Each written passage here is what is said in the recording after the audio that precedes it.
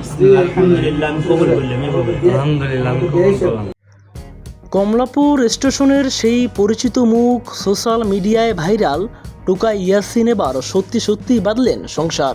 তবে সাধারণ কোনো গল্প নয়, গুঞ্জন উঠেছে এক কোটিপতির পরিবারের মেয়ে নাকি নিজের ইচ্ছা ও ভালোবাসার টানে বিয়ে করেছেন স্টেশনের এই টোকাই তরুণকে।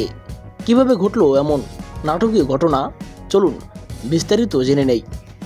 আমি আমার নিজের জন্য কাবিনের যাবতীয় শর্তাবলী মানিয়া নিয়া উপস্থিত সাক্ষীগণের উপস্থিতিতে এই বিবাহ কবুল করিলাম।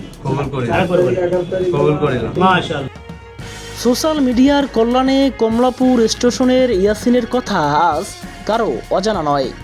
এক ইউটিউবারের কাছে তুলে ধরেন তার জীবনের গল্প, অভাবে খালার কাছে বেড়ে ওঠা, পরবর্তীতে কমলাপুরে অসহায়ের জীবনযাপন সহ নানা দুর্দশার কথা তুলে ধরেন ইয়াসিন। সেই ভিডিওর মাধ্যমে রাতারাতি তাকে বানিয়ে দিয়েছে নেটিজেনদের প্রিয় মুখ। কিন্তু সব আলোচনা সমালোচনার ঊর্ধ্বে উঠে এবার তার জীবনে এসেছে সবচেয়ে বড় চমক। শোনা যাচ্ছে ইয়াসিনের ভাইরাল ভিডিও দেখেই তার প্রেমে পড়েন এক সুন্দরী তরুণী।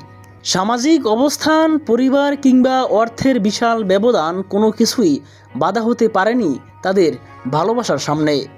সব দ্বিধাদ্বন্দ্ব পেছনে ফেলে এক প্রকার নাটকীয়ভাবেই তাদের বিবাহ সম্পন্ন হয়। স্টেশনের সেই মেহবার ধুলোবালির জীবন ছেড়ে ইয়াসিনের এই নতুন অধ্যায় এখন পুরো নেটপাড়ায় আলোচনার কেন্দ্রবিন্দু।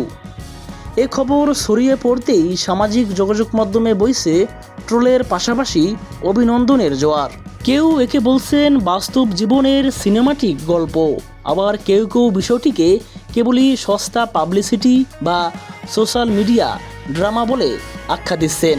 তবে যাই হোক না কেন, জীবনের চরম বিষাদ থেকে ইয়াসিনের এই নাটকীয় পরিবর্তন সবাইকে অবাক করেছে। কমলাপুরের ইয়াসিন থেকে আজকের এই নতুন যাত্রা, সোশ্যাল মিডিয়া বাস্তবেই কত মানুষের ভাগ্য বদলে দিতে পারে তার এক জ্বলজ্বন্ত উদাহরণ। ভালোবাসা কি সত্যি ধন সম্পদ কিংবা সামাজিক মর্যাদা মানে না? আপনার কি মতামত? কমেন্ট করে আমাদের জানান।